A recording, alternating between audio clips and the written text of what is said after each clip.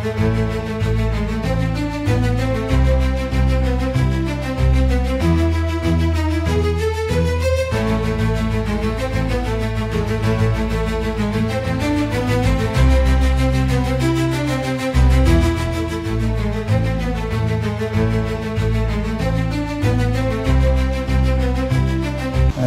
আমরা বিকালবেলা সন্ধ্যার দিকে একটা খবর পাই বা গোপন সূত্রের একটা খবর পাই যে কিছু লোক কালো ব্যাগ লইয়া ত্রিশাবাড়ি টাই জংশনের দিকে ঘোরাঘুরি করতেছে।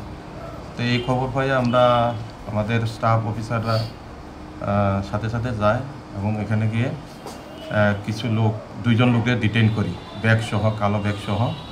পরে এই ব্যাগ চেক করে বা তল্লাশি করে আমরা ব্যাগের মধ্যে গাঁজা নেশা জাতীয় আমরা উদ্ধার করি এবং পরবর্তী সময়ে এগুলি আমরা মাপি, সিজ করি।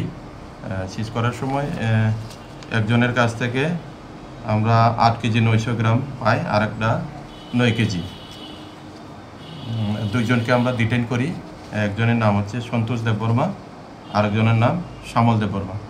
তারা বাড়ি কোথায়? সন্তোষ দেববর্মার বাড়ি হচ্ছে রাধাপুর থানার আন্ডারে গয়াচরণপাড়া, আর শ্যামল দেববর্মার বাড়ি বিনা কোবরা মান্দাই থানার আন্ডারে। যে গাঁজাগুলো বাজার মূল্য কত? বাজার মূল্য তো এটার তো অ্যাকচুয়ালি বাজার মূল্য নাই। তো কালো বাজার মূল্য ধরেন কেজিতে যদি এমন 15,000 20,000 করে ধরা হয় তো এভাবেই রেটটা আসবে।